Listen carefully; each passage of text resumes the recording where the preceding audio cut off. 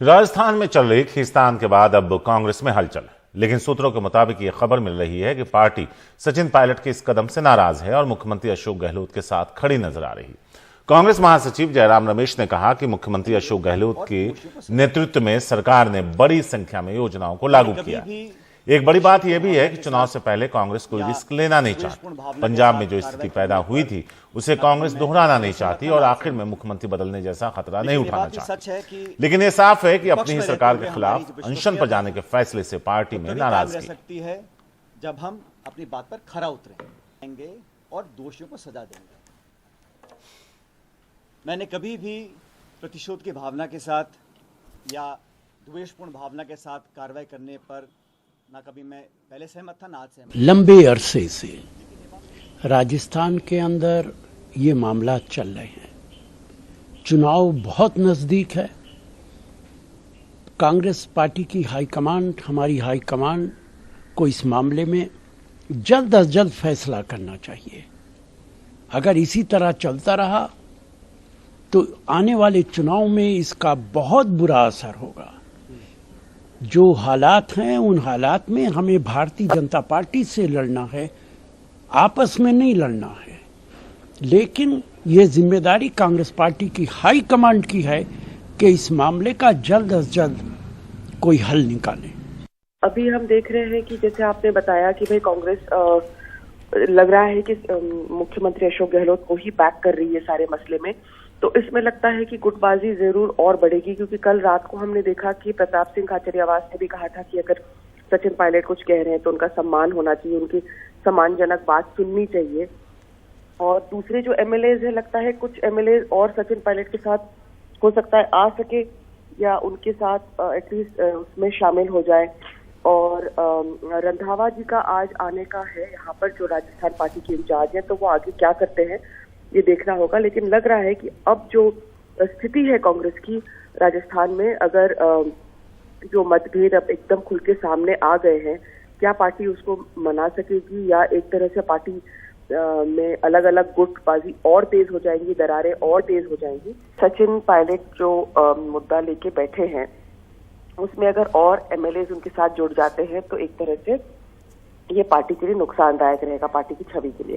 लेकिन दूसरी ओर हमने देखा है कि उन्होंने पूरी तरह से अशोक गहलोत को बैक किया है अपने स्टेटमेंट से कि यहाँ पर उन्होंने बहुत अच्छा काम किया है। तो उसमें नहीं लगता है कि वो सचिन पायलट को अकोमोडेट करने की मूड में है।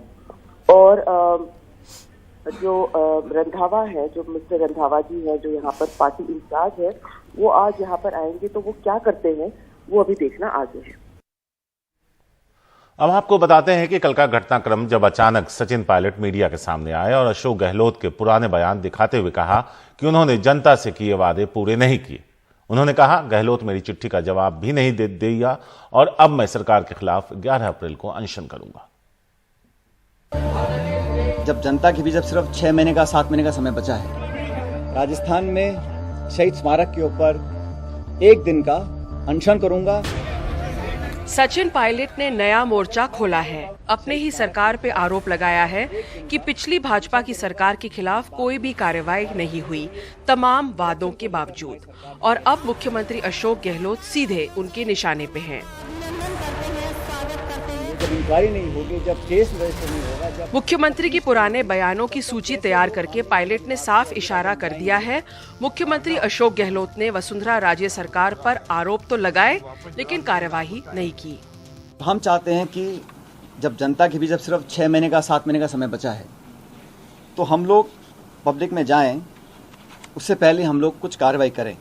और इन सब मुद्दों को लेकर वो अपने ही सरकार के खिलाफ 1 दिन के अनशन पे बैठने की तैयारी कर रहे हैं। 11 अप्रैल को महान समाज सुधारक, लगभग 200 साल पहले जन्मे ज्योतिबा फूले जी की जयंती है। इसलिए मैं 11 अप्रैल को राजस्थान में शहीद स्मारक के ऊपर 1 दिन का अनशन करूंगा। हर पार्टी को अपनी बात पर विश्वास कायम कराने के लिए प्रमाण देना जरूरी है, तो इसलिए अपनी बात को लेकर मैं शहीद स्मारक पर 11 अप्रैल को ज्योतिबा फूले जी की जयंती है, उस दिन 1 दिन का अनशन रखा। अगर और अन्य विधायक पायलट के समर्थन में आ गए तो कांग्रेस के लिए खासा परेशानी पैदा हो सकती है। सचिन पायलट एसेट है पार्टी की, यदि कोई सवाल उठा रहे हैं उनके सवालों का सम्मान होना चाहिए और उनको मुद्दे उठाने का हक है। पार्टी में कोई भी आदमी डेमोक्रेटिक पार्टी में अपनी आवाज उठा सकता है और इशू करप्शन है, करप्शन के इशू पर, बीजेपी के करप्शन के इशू पर कहीं भी मुझे भी लड़ना पड़े तो मैं तैयार बैठा हूं, कोई दिक्कत नहीं। फिलहाल कांग्रेस आलाकमान कर्नाटक को लेकर व्यस्त है, लेकिन कहती है मिल के निपटारा जल्द ही होगा। ये जो बात उन्होंने कही है कि अनशन पे जाएंगे या एक दिन का अनशन करेंगे करके, इसको भी लेके हमारे जो इंचार्ज हैं वो उनसे बात करेंगे और जो भी उसके ऊपर डिसीजन लेना या जो भी उसके ऊपर हाईकमांड के साथ डिस्कस करके फैसला लेना, वो इंचार्ज का काम है, वो करेंगे जरूर।